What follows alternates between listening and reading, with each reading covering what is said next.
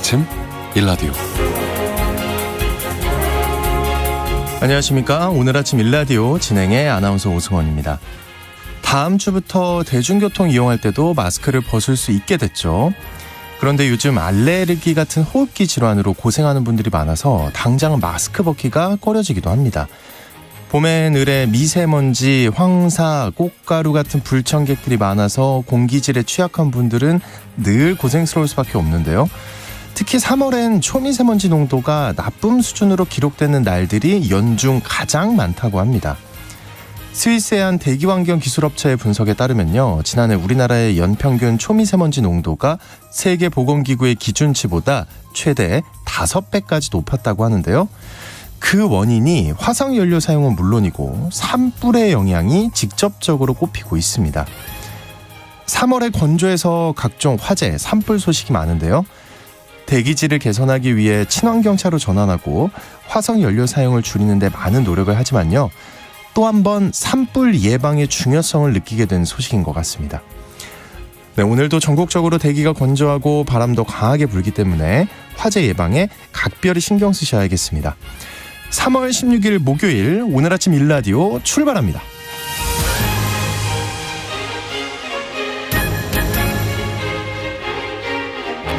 네, 오늘 아침 일라디오 이 시간 생방송으로 함께합니다. 유튜브 KBS 일라디오 공식 채널이나 모바일 콩 어플리케이션을 통해서도 함께하실 수 있습니다.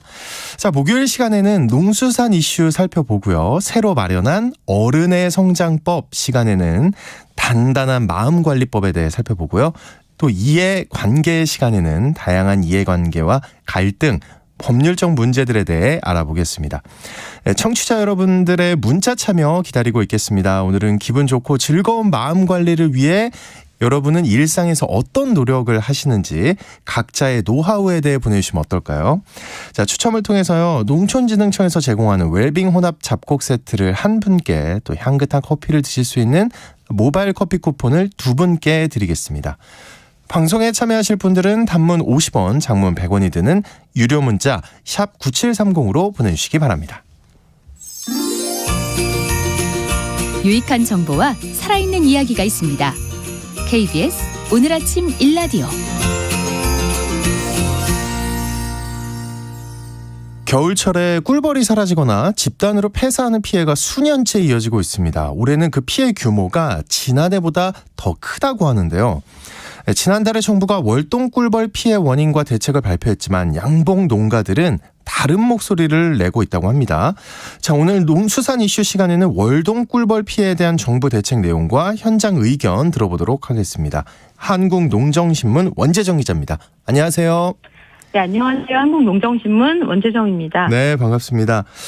겨울철에 꿀벌이 사라지거나 집단 폐사하는 문제가 몇 년째 계속되고 있는데요. 피해가 어느 정도 되는 건가요?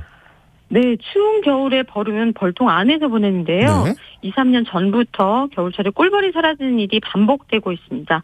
올해 피해 규모는 지난해보다도 더 큰 상황이고요. 월동 이전인 지난해 가을 동안 이미 50만 봉군이라는 거 벌에 무리를 얘기하는데요. 네네. 50만 봉군 약 100억 마리 이상 피해를 입은 것으로 보입니다. 어이구, 네. 지자체와 한국양봉협회가 발표한 지역별 피해 현황을 살펴보면 전남 지역이 꿀벌 사육군 중에서 60% 정도 꿀벌이 사라지는 피해가 발생했고요.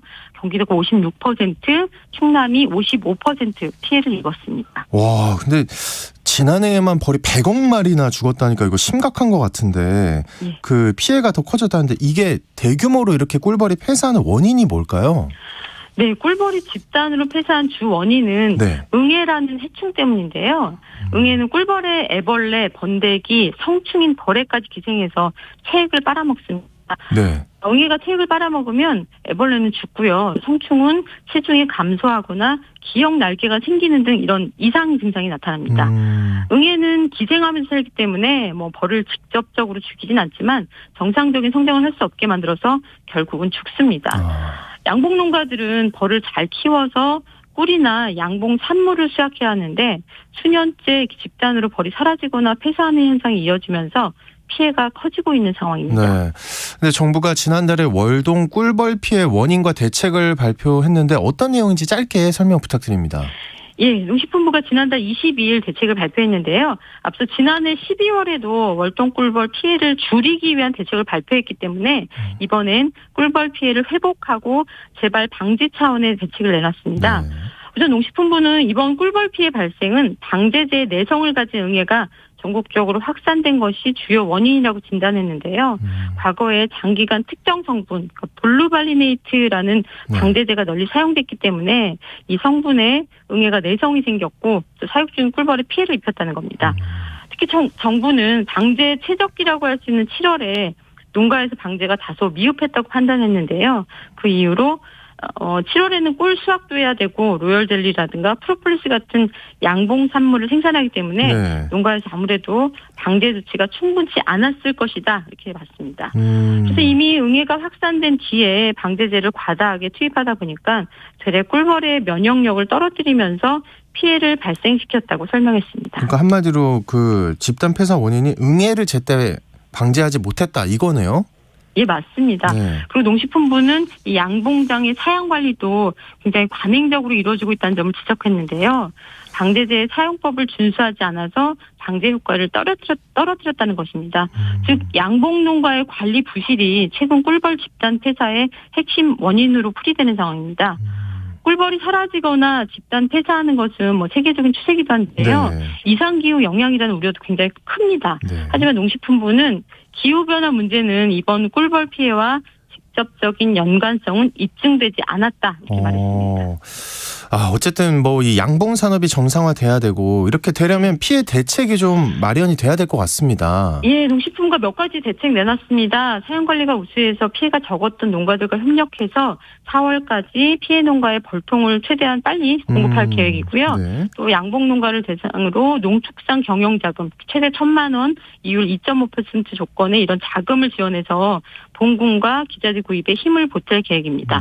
또 각 시도별로 자체 사업을 마련해서 농가별 입식비 또는 화분이라든가 기자재 구입 비용도 지원할 것이라고 합니다. 네, 이 정부의 피해 원인 그리고 대책에 대한 양봉 농가의 입장은 어떤가요? 이 꿀벌이 집단 폐사한 원인이 응애라는 것은 양봉 농가들도 공감하고 있는데요. 네. 응애 발생 원인이 농가의 관리 소홀이라고 짚고 있는 이 정부 발표에는 거센 반발이 이어지고 있습니다. 농가들뿐만 아니라 국제환경단체인 그린피스 서울사무소가 지난 8일 보도자료를 내면서 농식품부의 이 발표 내용을 전면 반박했는데요. 네. 그린피스는 이 응애 피해 규모가 커진 것은 기후변화 밀접한 연관성이 있다 이렇게 지적을 했고 또 작년에 남부지방은 역대 최장의 가뭄을 기록했으며 연평균 기온은 12.9도로 평년보다 0.4도 높아서 이 같은 기후변화로 응애가 활동하기 좋은 환경이 조성됐다 이렇게 설명을 했습니다. 네. 응애 피해와 기후변화의 밀접성에 대한 근거로는 지난 2021년 국제적인 학술지에 소개된 영국 뉴캐슬대 연구팀의 연구 결과를 제시했는데요. 이 연구 결과에는 응애의 유병률은 온도가 상승함에 따라 증가하고 또 강우와 바람이 잦을수록 낮아지는 것으로 나타났거든요. 네. 네, 실제 지난해 우리나라 연평균 기온은 꼭 이렇습니다. 평년 대비 0.4도씨가 높았고 특히 응애 발생이 본격화된 7월에는 평균 기온이 1.3도씨나 높았습니다. 또 평균 강수량은 1150.4mm로 평년 대비 86.7%에 그쳤는데요. 네. 피해가 극심했던 광주 전남 지역의 지난해 평균 강수량은 평년의 60%에도 미치지 못했습니다. 그린피스 서울사무소는 농식품부가 이 양봉농가 관리 부주의로 응애 방제가 제대로 안 됐고 이상기후 영향에는 선을 그은 것을 꼬집었고요. 네. 또 전국의 양봉농가들은 지난 9일 정부 세종청사 앞에서 대규모 집회를 열면서 양봉산업 정상화를 위한 대책을 촉구했습니다. 네. 어쨌든 날씨가 더 따뜻해지기 전에 빈 벌통이 채워져야 하는 거 아닐까요? 네, 맞습니다. 네. 이 꿀벌이 집단 폐사한 이후에 뭐 양봉농가들의 어려움은 당연한데요. 양봉농가뿐만 아니라 딸기, 참외, 또 과수농가들까지 비상이 걸렸습니다. 그렇겠네요. 예, 벌이 꽃가루를 옮기는 수분 작업이 원활해야 수송도 잘 되는데 꿀벌을 구하기 어렵다 보니까 꿀벌 구입 가격이 올라서 어려움이 굉장히 크다고 합니다. 5년 전인 2019년도만 해도 꿀벌 한 통당 16만 원 정도였다는데 최근에는 이게 40만 원에서 45만 원까지 올랐다고 해요. 네. 이게 다 생산비잖아요. 그렇죠. 뭐 딸기라든가 참외를 5년 전보다 3배 비싸게 팔지는 못하니까 농가들로서는 굉장히 버티기 힘들다는 얘기를 좀 많이 하십니다. 그리고 수정이 제대로 안 되면 불량과 발생률은 커지고 수확량이 줄어드는 피해도 이어집니다. 양봉 농가들을 하소연하고 계시는데 정부 설명대로 방대가 듣지 않은 건 맞지만 기하급수적으로 늘어난 응애에 대처할 수 없었던 상황인데 너무 힘들었다. 적절한 네. 지도라든가 정책은 없이 농가 탓으로만 돌리는 건 말이 되지 않는다는 겁니다. 또 정부 발표에서 농가들이 수확하느라 적기 방제에 소홀했다고 하는데요. 농가는 벌 개체 수를 늘리는 육종뿐만 아니라 소득을 위한 생산도 고려해서 둘을 병행해야만 한다. 이런 점을 거듭 강조했습니다. 네, 알겠습니다. 오늘 여기까지 듣겠습니다. 고맙습니다. 네, 고맙습니다. 네, 농수산 이슈 한국농정신문 원재정 기자였습니다.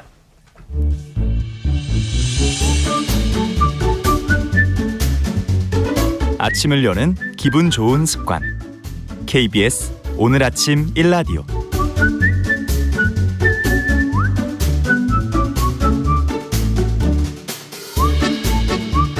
네, 매일 매 순간 일과 삶에서 버겁고 힘들고 지친다 이런 마음 느낄 때가 많이 있죠. 어른스러운 태도로 괜찮은 척해야 한다고 생각하지만 결코 괜찮지 않을 때가 많이 있는데요. 내 마음조차 잘 모를 때가 많다 보니까 타인의 마음을 이해하고 공감해주지 못할 때도 정말 많습니다. 저마다 서툴고 불안하기 때문인데요.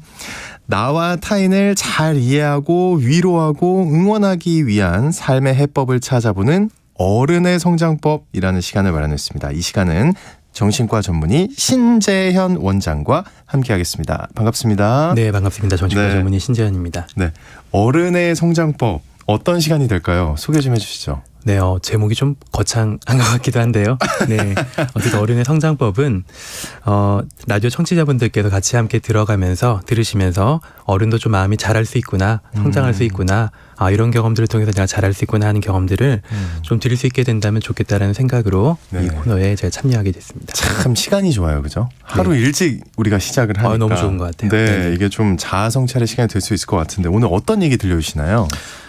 이제 3월이 조금 지났잖아요. 좀 지나긴 했는데, 청취자분들 전부 다 뭐 새로운 학교나 직장이나 뭐 새로운 시작을 맞이하고 계실 건데요.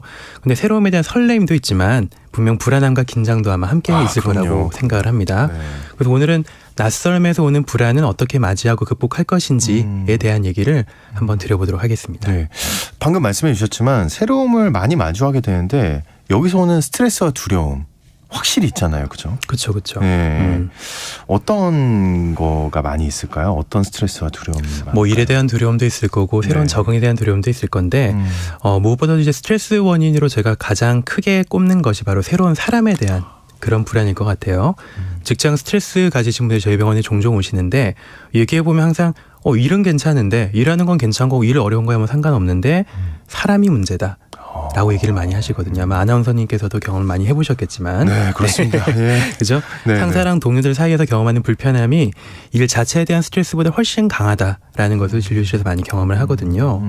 그리고 낯선 곳에서 경험하는 새로운 그런 사람들에 대한 감정들이 불편하고 불안한 건 당연합니다. 네, 당연한 것이고 또 불안에도 여러 유형이 있습니다만 그중에서 나를 둘러싼 타인에 대한 특히나 사람에 대한 그런 불안을 바로 저희가 사회불안이라고 하거든요. 사회 불안. 사회불안. 네. 네, 사회적인 환경에서 놓여 있을 때 우리가 느끼는 불안을 사회불안이라고 하는데 낯선 곳이나 낯선 환경에 가기만 하면 막 긴장이 되고 가슴이 뛰고 식은땀 나고 막 목소리 떨리고 네. 이러신 분들 좀 종종 계시잖아요. 네, 네, 네. 경험을 혹시 해보셨나요? 저 해봤죠. 네, 그죠?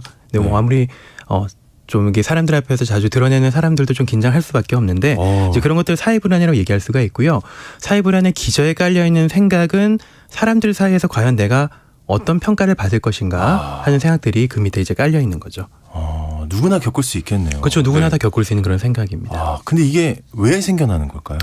사회불안은 네. 누구나 다 가지고 있고요. 네. 아까도 말씀드렸지만은 이제 누구나 당연히 가질 수밖에 없는 그런 감정인데요. 예전에 그 나는 가수다 혹은 뭐 불후의 명곡 같은 곳이 프로그램 보신 적 있으시잖아요. 출연도 해봤습니다. 출연도 해보셨어요? 노래도 해봤습니다. 그러시군요. 불후의 명곡. 네네네. 네. 그러니까 이제 거기서 보면은 한 수십 년 된 명가수분들도 굉장히 좀 대기실에서 보면 긴장하고 근데 저는 이제 보면서 의아했거든요. 네. 이 사람도 왜 저렇게 긴장을 많이 하나 생각했었는데. 그러니까 매번 나오는 사람들인데. 예, 모든 사람들이 항상 나오시는 분들인데도 경험도 굉장히 많으신 분들임에도 불구하고 긴장 굉장히 많이 하시는 거 보면서 저렇게 경험이 많은데 왜 이렇게 긴장하나라고 생각했었는데 이게 바로 이제 생각해 보면 사회적인 불안인 거죠. 사람들이 나를 봤을 때 어떻게 평가할 것인가, 나를 얼마나 좋아해 줄까, 나에 대해서 어떤 평가를 할까 하는 것에 대한 두려움과 불안을 인간이 이제 항상 안고 사는 거죠. 그러니까 스펙트럼의 차이만 있을 뿐이고 네네. 다들 타인에 대한 불안과 긴장을 안고 사는 거고요. 그래서 진화 심리학적으로 보면은 네. 인간은 생존을 위해서 집단을 이뤄야 되고 어쩔 수 없이, 그리고 사람들 사이에서 섞여서 살아갈 수밖에 없는데 또 한편으로는 타인의 평가에 의해서 우리가 생존의 여부가 좌우되기도 중요하죠. 하고, 그렇죠. 네. 왜 우리의 뭐 명예라든지 어떤 삶 자체가 흔들리기도 하는 것을 진화 과정에서 계속 경험을 하다 보니까 그런 것들이 우리 유전자에 이제 각인되어 있다고 보시면 될 것 같습니다. 유전자에 있다. 네, 본능적인 거죠, 어떻게 보면. 근데요, 어떤 사람들은 세게 각인이 안 돼 있는 사람도 있나 봐요. 좀 괜찮은 사람도 있던데. 네네네, 그렇죠. 예.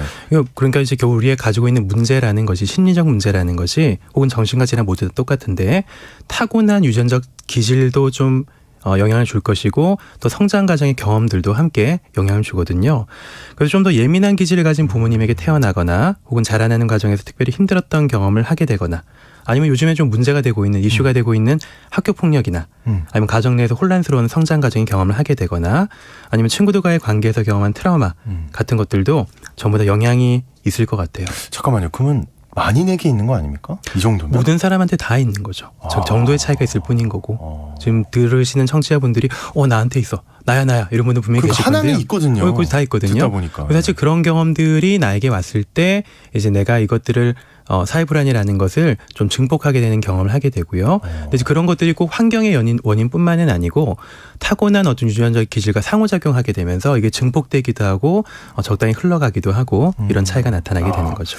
그러면 일단 이 사회 불안이 있는 사람들의 뭐랄까요, 좀 특징? 좀 더 강하게 표현되는 게 있다면 어떤 걸까요? 가장 큰 특징이 일단 사람들 눈치를 좀 많이 본다는 겁니다. 이거 제 얘기인데. 근데 모두 다 가지고 있으니까요. 사회불안을 하는 거는. 네. 눈치를 많이 보는 거고 그냥 눈치 보는 걸 넘어서서 타인이 한 말이나 행동이나 표정이나 제스처까지 모두 다 이제 신경을 쓰게 되는 이제 그런 경험을 하게 되죠. 그리고 의미 부여를 합니다. 예를 들면 이제 제가 아나운서님 앞에 앉아 있지만 네네. 표정이 좀 굳어 있으면 어떤 생각을 하시나요? 표정이 굳어 있어요. 제가 표정이 굳어 있으면 걱정되죠. 지금 저러다 방송 생방인데 이거 말 제대로 못하는 거야. 뭔가 그쵸. 지금 잘 안 흘러가고 있나? 네네네. 이제 뭐 네. 그런 의미를 하게 되는데 네네. 그것이 약한 정도인 것 같고요. 좀 사회불안이 심한 분들은 이렇게 생각합니다. 혹시 내가 뭐 잘못했나? 내가 잘못했나? 아니면은 내가 싫어졌나? 아니면은 저 사람이 나를 무시하나? 화가 나네? 이런 생각을 하게 되면서 이런 해석을 공감돼요. 하기 시작하면서 불안과 분노와 아니면 뭐 우울감 같은 그런 복잡한 감정을 느끼기 시작하는 거죠. 그래서 사회불안이 더 심해지고 복잡해지기 시작하면은 사회불안 장애라는 병이 되기도 하고요. 그래서 사람들 앞에서 서고 뭔가 해나가는 것이 어려워지기도 합니다. 근데 이거를 그러면은 많은 분들이 일단 공감하실 것 같은데 어떻게 극복해야 될까요? 이게 좀 방법이 있나요? 치료는 뭐 여러 가지 방법이 있습니다만 약물 치료도 하고 상담도 하는데요. 일단 이제 불안을 해결하는 데 있어서 우리가 꼭 생각을 해봐야 될 것은 제가 환자분들한테 제일 처음에 오시면 말씀드리거든요. 불안을 제거하려고 하는 분들이 많아요. 오면은 나 불안하고 싶지 않아서 왔다. 나 불안 좀 없애주세요라고 찾아오시는 분들이 많은데 사실 불안을 제거하는 것이 극복의 가장 중요한 목표는 아니거든요. 아니에요? 네, 아닙니다. 왜냐하면 약이든 상담이든 불안을 제거하는 건 사실 불가능하거든요. 만약에 불안이 없어지면 어떻게 될까요? 아나운서님 만약에 불안이 없어지면 나는 불안하지 않은 사람이라면 생방에서 큰일 납니다. 그렇죠. 라디오 생방을 늦으신다든지 막말하고 천천히 오고 그럴 겁니다. 학생이라면은 시험 치는 것을 준비를 전혀 안 할 것이고 운전하시는 분이라면 아마 길을 가다가 뭐 차가 달려와도 신경 안 쓰고 위험한 상황에서 클락션도 안 울리고 하다가 아마 사고가 나겠죠. 그러니까 사실 불안이라고 하는 감정은 우리 삶에서 경계심을 알려주는 이거 좀 조심해야 되고 경계를 해야 돼. 우리 생존을 위해서 경계심을 좀 나게 높여주는 그런 경보장치와 같은 거거든요. 경보장치. 네. 그런 경보장치를 굳이 끌려고 노력할 필요도 없고 또 그럴 수도 없기 때문이죠. 그래서 불안을 제거하려고 하는 노력들은 사실은 우리가 좀 허팀을 쓰게 되고 좀 필요한 에너지를 낭비하게 되는 경우가 많습니다. 어제 불안이라는 그 장치를 끌려고 하지 마라. 그러면 어떻게 얘기하면 좀 너무 겁먹지 마라. 뭐 이렇게 이해해도 되는 건가요? 네, 내가 그런 사회 불안을 가지고 있다고 해서 꼭 극복하려고 노력한다는 느낌보다는 불안은 항상 안고 다니는 것이고 바로 지나가는 경험이기 때문에 다른 모든 감정들이 다 그러하지만요. 중요한 건 그 불안을 어떻게 대하고 또 불안을 다룰 것인가 하는 것을 네. 조금씩 경험을 통해서 배워나가는 거죠. 그래서 타인을 대하는 데 있어서 불안을 느끼는 분이라면 치료의 목표는 불안을 안고서도 불안 제거하는 것이 아니고 불안 안고서도 내가 사람들과 대화하고 마주하는 것이 괜찮구나. 나 괜찮은 거구나. 이래도 괜찮구나 하는 경험을 자꾸 반복해서 쌓아가는 겁니다. 불안을 이제 완전 제로로 만들어야지 하는 게 아니고요. 그건 아니고요. 네. 사회 불안을 가지고 있는 사람들은 이제 그런 경험들을 보통 마주하지 않고 계속 피하게 되거든요. 일단 피하면 편하니까요. 네, 그 네. 순간에. 그렇죠. 아나운서님께서는 혹시 네. 좀 두려워하는 대상이 있으신가요? 뭐 벌레라든지 아니면 뭐 그런 거 고소공포증이라든지. 일단 너무 많고요. 제가 이 말씀을 들으면서 딱 느꼈던 거는 제가 그 전에 영화가 좋다라는 프로그램 통해서 그 네네. 배우들 인터뷰를 제가 담당을 했었는데 쉽지 않더라고요. 그러니까 시간은 정해져 있고 이 사람이 대답을 안 하면 어떡하지? 제대로 그리고 그 배우들도 긴장하거든요. 네네. 저도 낯가려요. 네네네. 진짜로. 직업은 이렇지만. 그러니까 이 실제적으로 아까 말씀하셨던 불안들을 정말 많이 느껴봤어요. 그쵸. 어떡하지? 그런 불안을 경험하게 되면 일단 도망가고 싶잖아요. 일단 하기가 싫어져요. 네, 하기가 싫어지고 네, 왠지 네. 피하고 싶고 일단 네. 하기는 해야 되니까 하는데 그렇죠. 피하고 싶어지는 게 네. 본능이거든요. 네네네. 그래서 결국 이제 불편함을 근데 피하다 보면 어떤 문제가 생기냐면 잘리죠, 그 저. 불편함이 마음에 잘리기도 하죠. 네. 불편함이 마음에서 점점 커집니다. 공포의 대상을 내가 계속해서 피하려고 하다 보면 그냥 피하면 되는 것이 아니고 피하는 대상이 마음속에서 점점 커지거든요. 그래서 거기서 이제 가지를 뻗어나갑니다. 처음에는 이것만 피하면 됐었는데 점점점 커지면서 다른 환경도 함께 피하게 되는 그런 부작용을 낳게 되죠. 뭐 이제 그리고 이제 반면에 불편하지만 또 점점 마주하고 있다 보면 또 익숙해지기도 하고요. 그렇죠. 그런 경험이 있죠. 네, 그렇죠. 제가 오늘 뭐 라디오 방송을 처음 나왔는데 아까 처음 왔을 땐 되게 긴장되고 가슴이 떨렸거든요. 또 얘기하다 보니까 조금씩 이제 진정되는 게 있는데요. 그런 것처럼 많은 사람들이 또 마주하고 있다 보면 익숙해지는 게 분명히 생기죠. 처음부터 인싸인 사람은 없잖아요. 네, 하면서 그렇죠. 경험하면서 조금씩 불안도가 낮아지게 되고 나 괜찮구나 하는 것을 경험하게 되면서 사회 불안을 극복하게 되는 거죠. 그 사람에 대한 불편함이 시간 지나면서 커지는 이유는 결국 불편함을 피하는 것이 익숙해지기 때문인데 치료는 이제 불편하지만 그래도 그것을 안고서 이것을 좀 더 견뎌보는 것. 불편하지만 마주하면서 조금씩 내가 잘 버티고 있구나. 내 생각만큼 내가 사람들이 이 나에 대해서 좀 안 좋은 평가를 하는 것은 아니구나. 혹은 설령 사람들이 좀 나를 좀 안 이롭게 보거나 안 좋게 보거나 그런 느낌이 들어도 그걸 안고 살아가는 데 있어서 크게 지장은 없구나라는 것을 계속 경험을 통해서 쌓아가는 것이 가장 중요한 극복 방법이라고 볼 수가 있겠습니다. 네, 그렇군요. 또 하나 뭐 혹시 뭐랄까요, 좀 행동으로서 할 만한 추천할 만한 방법이 있을까요? 제가 환자분들한테 좀 마음을 들여다보는 것이 중요하다고 말씀드리거든요. 마음을 들여다본다는 것은 그 순간에 내 마음에서 일어나는 그런 현상들을 잘 관찰하고 인식하는 것이 중요하다는 얘기인데요. 그러니까 이를테면은 나를 싫어할 거야. 저 사람 나 싫어하는 거야. 라고 생각하는 것과 저 사람이 나를 싫어한다는 생각을 내가 지금 하고 있네? 라는 인식의 차이를 좀 느끼시겠어요?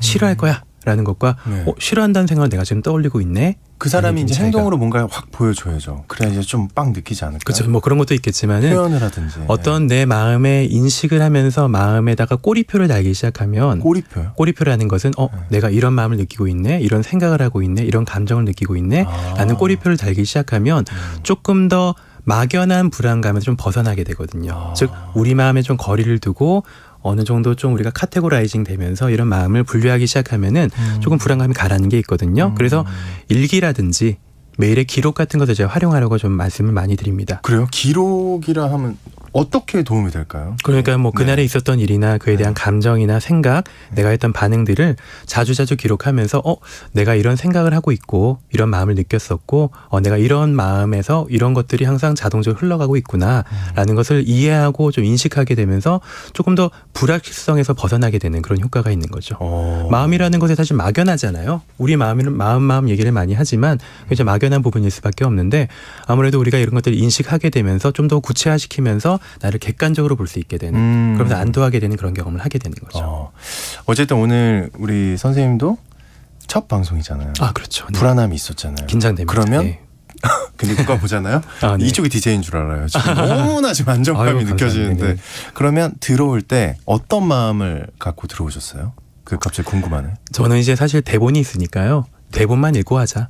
네, 이런 마음으로 왔습니다. 편하게. 네, 그래서 제가 발표 불안하신 분들한테도 말씀드리지만 발표 잘하려고 하지 마세요라고 말씀드리거든요. 실수해도 괜찮은데 중요한 거는 발표 내용만 다 읽고 하십시오. 라고 제가 그렇게 말씀드려요. 오케이. 근데 그러다 보면 또 이제 잘 흘러가게 되거든요. 내가 준비한 거 해내고 그냥 간다. 맞습니다. 네네네. 알겠습니다. 네, 오늘 얘기 여기까지 듣겠습니다. 오늘 고맙습니다. 네, 감사합니다. 네, 어른의 성장법. 오늘은 많은 분들이 잘 모르고 겪었을 법한 사회 불안에 대해서 새롭게 인식할 수 있는 시간이었습니다. 정신과 전문의 신지영 원장과 함께했습니다.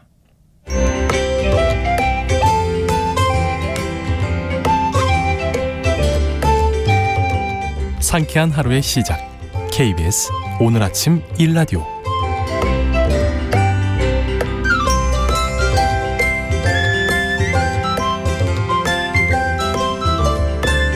네, 법률 상식을 좀 더 깊이 있게 풀어드리기 위해 마련한 이해 그리고 관계의 시간입니다. 다양한 갈등과 분쟁들에 있어서 이해관계가 어떻게 엇갈리는지, 법적으로 이걸 어떻게 판단할 수 있을지, 어떤 상식을 알아두면 좋을지 이 시간 통해서 살펴보겠습니다. 법률사무소 세로의 박예준 변호사 나오셨습니다. 안녕하세요. 네, 안녕하세요. 네. 첫 방송인데 이렇게 직접 나와도 주시고 앞으로 어떤 얘기를 들려주실지 직접 소개를 좀 부탁드릴게요. 예, 안녕하세요. 오늘부터 매주 목요일에 이해관계 코너를 함께할 법률사무소 세로 대표 박예준 변호사, 세무사, 공인회계사, 공인중개사입니다. 네, 네. 제가 지금 말씀드린 것처럼 자격증이 여러 개여서 네. 그리고 여러 분야에서 일을 하고 있습니다. 그래서 법률 분야뿐만 아니라 세무, 회계, 부동산 분야까지 아울러서 청취자 여러분들에게 실질적으로 도움이 되는 정보를 쉽게 풀어서 전해드리고자 합니다. 야, 그러면 법률, 세무, 회계가 다 머릿속에 있다는 건데 덕분에 저희는 이제 원스톱으로 네. 한 번에 서비스를 받을 수 있을 것 같은데, 오늘 주제가 요즘 뜨겁습니다. 이거 임대보증금 관련한 이슈네요. 네, 그렇습니다. 요즘 부동산 경기가 많이 안 좋기도 하고 그렇죠. 그것 때문에 이제 많은 임차인들께서 제때 이제 그 임대보증금을 반환받지 못하고 계십니다. 예, 그래서 그분들이 이제 어려움을 겪고 계신데 그분들이 이제 처해진 상황에 따라서 어떻게 대응해야 되는지 이제 말씀드리고자 합니다. 요즘 전세금 돌려받지 못해서 걱정인 세입자들 많다고 하는데, 네. 그런데 방금 처한 상황에 따라 다르다 살짝 이렇게 얘기하시면 어떻게 다를까요? 이게. 그러니까 이제 과거에는 그냥 임대인들이 개별적으로 사정이 안 좋아서 다른 임대인들은 괜찮지만 나만의 임대인만 이제 사정이 안 좋아서 저한테 돈을 못 돌려주는 건데, 지금은 이제 그런 게 아니라 시장 전체가 안 좋아졌기 때문에 시간이 지나면 풀려서 나에게 보증금을 잘 돌려줄 수 있는 임대인과 그렇지 않고 시장 상황이 나빠져서 속된 말로 아예 망해서 나한테 임대 보증금을 돌려주기가 어려우신 분, 아예 어려우신 임대인들, 네네. 이렇게 두 개로 좀 나눠서 봐야 될 것 같습니다. 두 개로 나눠서. 예, 그래서 예. 시장이 많이 안 좋다는 말씀도 지금 방금 하셨는데, 네. 이게 근데 이 문제의 핵심이랄까요? 그런 게 있다면 어떤 걸까요? 이게 그냥 단순히 환경이 그래요라고 말하기엔 좀 너무 뭉뚱그래요.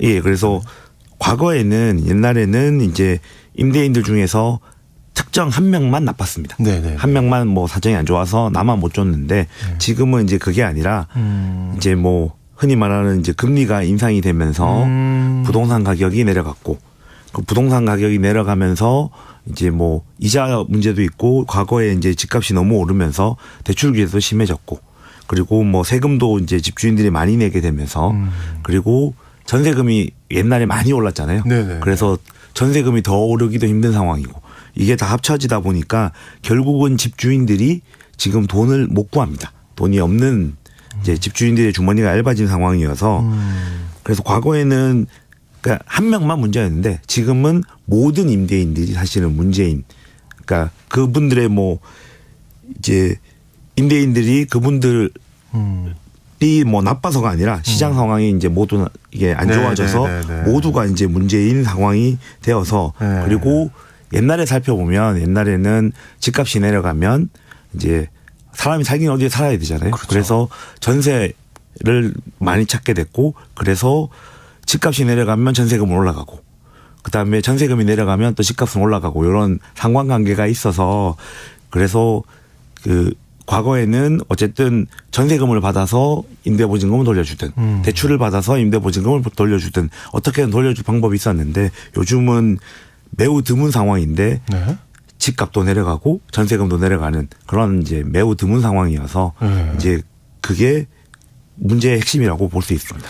이게 그러면 지금 방금 말씀하신 집값도 내려가고 전세금도 내려가는 이게 드문 상황이라고 하셨는데 이거 네. 그 해결이 될 수 있는 문제인가요? 이거 근데 뭐 결국은 이제 부동산 가격이라는 것은 뭐 전세금이 됐든 뭐 매매 가격이 됐든 시간이 지나면 이제 뭐 어느 정도 회복이 되고 상승했다가 또 내려갔다가 하기 때문에 이제 지금은 이제 하강 사이클 내려가는 시기이기 때문에 또 시간이 지나면 네. 결국은 이제 올라갑니다. 그러니까 뭐 내려왔으니까 올라가겠죠. 그래서 이제 저희 통계적으로 보면 이제 2003년 이후 그러니까 20년 동안 기록된 이제 전국 종합주택 가격 매매 지수라는 게 있거든요. 네. 그러니까 가격인 건데 그걸 살펴보면 20년 동안 2003년부터 지금까지 20년 동안 2년 이상 주택 가격이 내려간 적이 없습니다.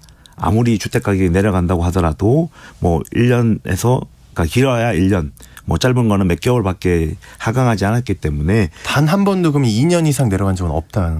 예, 2003년 통계적으로는? 이후로는 없습니다. 예. 뭐 그전에도 아마 제 기억에는 없습니다. 예. 그렇다 보니까 이제 임차인들도 결국은 부동산 시장에 참여자신 거잖아요. 네네. 그래서 어쨌든 시장이 회복되기를 기다리는 인내의 시간이 조금은 필요하다. 임차인들께서도 그 지점을 좀 생각해 주셔야 된다. 예, 그걸 전제로 해서 고민해 보실 필요가 있다. 이렇게 말씀드리고 싶습니다. 네. 그러니까 시간이 필요하다는 것까지는 알겠는데요. 임차인들의 사정이 이렇게 좀 여유 있게 기다려주기는 어렵지 않습니까? 그 네. 시장 안정까지 기다리는 임차인들을 위한 좀 구체적인 해결 방안이 있다면 어떤 게 있을까요? 예, 그래서 이제 임차인 입장에서는 사실은 두 가지를 나눠봐야 되거든요. 나의 임대인이 지금까지 문제가 없었어요. 그러니까 경제적으로 문제도 없었고 지금까지 저랑 뭐 거래라는 데 있어서 큰 문제가 없었고 그다음에 내가 살고 있는 지역이 그동안 뭐 임대가 안 된다든지 뭐 그런 문제가 없는 그냥 뭐 속된 말로 괜찮은 지역이다라고 네. 하시면 사실은 기다리면 해결됩니다. 부동산 가격이 빨리 회복될 것이고 그다음에 이제 임대인들도 뭐 통상적인 합리적인 경제 활동 하시는 분들이기 때문에 요 어려움만 지나고 나면 이제 뭐 돌려주시는데 이제 문제가 없으실 거기 때문에 그래서 요런 임대인들과 임대인이 가지고 있는 집에 살고 계시는 분들이다라고 하시면 뭐 임대인을 막 쪼으시거나 압박하시거나 하시기보다는 이제 보통 이런 분들은 이런 임대인들께서는 이제 요즘은 역월세, 역전세 이렇게 얘기하죠. 그래서 뭐 내가 어쨌든 돈을 돌려줘야 되는데 못 돌려주는 상황이니까 돈을 빌려준 걸로 치고 내가 이자 쪽으로 얼마를 지급하겠다. 이제 이런 합리적인 제안들을 하십니다. 그래서 내가 보기에 우리 지역이 큰 문제가 없고 내가 사는 지역이 그다음에 내가 뭐 굳이 이사를 가야 될 이유도 없고 그다음에 이제 임대인도 그동안 괜찮았다라고 하시면 그냥 뭐 역월세 정도 받으시면서 조금은 이제 기다려주는 여유가 필요하다. 그러면 뭐 아까 말씀드렸다시피 1, 2년 안에는 뭐 해결되기 해결된다. 때문에 예, 그 합리적인 방법이라고 생각합니다. 네. 근데 요즘 뭐 뉴스에도 많이 나오고 제일 큰 문제가 된 게 전세 사기잖아요. 그렇죠. 네. 이 전세 사기를 당한 피해자들은 지금 어떻게 대응하고 있을까요? 이제 그분들은 네. 이제 통상적인 절차, 네. 임차권 등기 명령을 하고 그다음에 임대보증금 반환 소송을 하고 판결에서는 이길 겁니다. 이기고 그 판결을 받아서 그 집을 경매에 넘겨서 경매에서 팔리고 나면 이제 배당을 받아서 임대보증금을 해소하는 이런 이제 법에서 그 가정을 전제하고 있는 통상적인 절차를 지금 밟고 있기는 한데요. 네, 네. 근데 이 절차가 말은 이제 지금 제가 말씀드린 것처럼 쉽게 딱딱딱 되고 있지만 현실적으로는 시간도 일단 대단히 오래 걸리고요. 뭐 3에서 5년까지 걸립니다. 배당받는데. 그리고 비용도 뭐 한마디 지금 제가 한마디 한 것마다 뭐 몇백만 원에서 많게는 몇천만 원까지 소요되는 뭐 물론 나중에 배당을 받을 때 이제 돌려받긴 하지만 일단은 지금 제가 말씀드리는 한마디 한마디마다 뭐 수백에서 수천만 원의 비용이 들어가는 거라서 사실은 이 과정을 거치고 있는 그 임차인들 입장에서는 매우 고통스러운 그러니까 그런 시간도 상황입니다. 돈도 네 마음도 그리고 또 왜 막 그 뉴스에 나오는 뭐 그 빌라왕 네. 뭐 이런 사람들한테 당한 분들도 많잖아요. 맞습니다. 예. 네, 이런 경우에는 그게 불가능하지 않나요? 그러니까 현실적으로 네. 이 절차는 이제 뭐 결국은 이 집을 팔아서 제가 돈을 받아야 되는 입장인데 이 절차를 거쳐서 돈을 받게 되는 게 3년에서 5년 뒤의 시점이기 때문에 뭐 못 받는 건 아니지만 3년에서 5년 뒤에 돈을 받는다는 건 별 의미가 없는 예, 그렇게 볼 수 있죠. 예. 그럼 이런 좀 고통스러운 과정을 좀 대신할 수 있는 다른 방법 없을까요? 예, 뭐 많이들 잘 모르시는 방법이긴 한데 우리나라에 이제 파산 제도라는 게 있습니다. 그래서 들어는 봤죠. 예. 예. 근데 보통은 이제 파산 제도라고 하면 내가 돈을 못 갚아서 내가 신청을 하는 거라고 생각을 하시는데 아니에요? 예. 뭐 물론 맞습니다. 그거 네, 내가 할 수 있는 제도기도 하지만 반대로 내가 받을 돈이 있는데 이 사람이 돈이 없어요. 못 주고 있는 상황이에요. 말씀하신 전세왕이나 이런 사람들처럼 그런 뭐 도망을 갔거나 못 주는 상황이라면 채권자가 채무자를 파산을 보내버릴 수도 있습니다. 잠깐만. 그러니까 돈을 받을 사람이 네. 돈을 줄 사람을 네. 파산 신청을 할 수도 있습니다. 아, 법원에다가. 예. 그렇게 파산 신청을 하게 되면 그 아까 말씀드린 통상적인 절차보다는 훨씬 더 빠릅니다. 오, 이런 얘기 처음 듣는 것 같은데. 네, 그래서 뭐 일단은 뭐 익숙하지 않은 제도기도 하시고 이제 많은 법조인들도 네. 특별히 뭐 존재하는 건 알지만 특별히 활용할 생각을 안 하는 제도이기는 합니다. 그런데 일단은 채권자가 돈 받을 사람이 돈 줄 사람을 파산을 보내버리면 법원에서 파산 관제인을 선임하게 되고요. 그 파산 관제인이 채무자를 대신해서 모든 그 채권자가 채무자의 재산도 조회하고 그 재산들을 팔아버릴 수도 있고 뭐 이렇게 정리 절차가 내가 뭐 재판도 하고 경매를 보내고 배당을 받는 절차보다는 훨씬 더 빠르게 진행될 수 있습니다. 괜찮네요. 네. 괜찮은 비용인 것 같습니다. 어쨌든 뭐 제일 좋은 거는 문제가 아예 발생하지 않는 게 최선인 것 같은데 그러면 임대차 계약에서 세입자가 알고 있어야 될 아주 중요한 내용이 있다면 어떤 게 있을까요? 뭐 다들 알고 계시는 겁니다. 선순위 임차인이 되어야 된다. 선순위. 그래서 이제 다른 채권자들보다 먼저 다른 채권이 없는 집에 들어가서 제가 뭐 이사를 가고 전입신고를 하고 확정일자를 받고 이제 해야 돼서 대항력을 갖추시는 것. 그러니까 모든 제도가 선순위 임차인이 되는 거를 전제로 해서 만들어져 있기 때문에 네. 선순위 임차인이 되지 않으시면 뭐 어떤 보호를 받을 수가 없어서 일단 선순위 임차인이 되는 게 가장 중요합니다. 네. 오늘 중요한 얘기들 많이 나눴는데요. 다음 시간을 기대하면서 오늘 여기까지 듣도록 하겠습니다. 고맙습니다. 네, 감사합니다. 네, 이해관계. 오늘은 요즘에 깡통전세, 전세 사기 이슈가 계속되는 상황이어서 전세 보증금을 돌려받는 방법에 대해 살펴봤습니다. 법률사무소 세로의 박예준 변호사와 함께했습니다. 자, 참여해주신 분들 이제 한번 살펴보도록 하겠습니다. 오늘 참여해주신 분들이 굉장히 많은데요. 예, 어떤 분들이 참여가 되었는지는 이따가 당첨자는 그 홈페이지에 올려두도록 하고요. 우리 강지영 님이, 처음 알게 된 내용이라고. 사실 저도 처음입니다. 네, 많이 놀라셨죠? 우리 또 강정림님, 와, 이건 처음 알게 되는 내용이라고 좀 더 강조하는 내용으로 보내주셨어요. 네, 우리 최정실님, 신재현님은 차분차분 말씀하셔서 처음 뵙는데도 무척 안정적이라 방송 듣기가 참 편안하고 좋다고 우리 정실님이 보내주셨습니다. 네, 우리 신재현님 이거 듣고 굉장히 기분 좋으실 거라고 생각이 듭니다. 다음 시간도 많이 기대를 해주시고요. 네, 당첨자는 역시나 오늘 홈페이지에 올려드리도록 하겠습니다. 자, 오늘 아침 중부지방을 중심으로 꽃샘추위가 또다시 찾아왔습니다. 일교차가 크니까요. 건강관리에 주의하시고요. 오늘 아침 일라디오 지금까지 아나운서 오승원이었습니다. 내일 아침에 건강한 모습으로 돌아오겠습니다.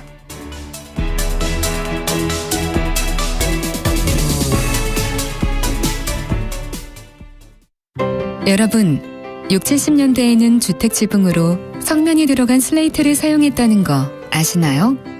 훼손된 슬레이트 가루가 폐로 들어가면 암을 유발하기도 하는데요. 정부와 지자체가 성면으로부터 국민을 보호하고 주민 부담을 줄이기 위해 주택 슬레이트 지붕 철거 비용을 지원하는 슬레이트 처리 지원 사업을 추진 중입니다.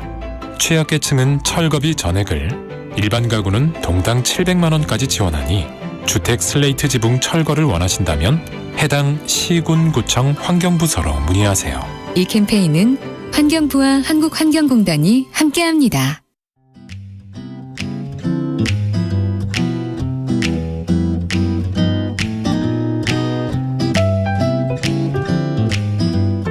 안녕하세요. 바른말 고운말입니다. 우리가 일상생활에서 자주 쓰는 말 중에는 표준어가 아닌 것들이 상당히 많이 있습니다. 주로 명사나 동사 같은 것을 잘못 쓰기도 하지만 오늘은 특별히 잘못 사용하는 어미에 관해서 알아봅니다. 자, 그럼 지금 들려드릴 2개의 예문 중에서 어느 것이 맞는지 먼저 찾아보시기 바랍니다. 그거 참 그럴듯한 생각이구만. 그거 참 그럴듯한 생각이구먼. 우리가 감탄을 말할 때 구만 또는 구먼이라는 표현을 종종 쓰는데요.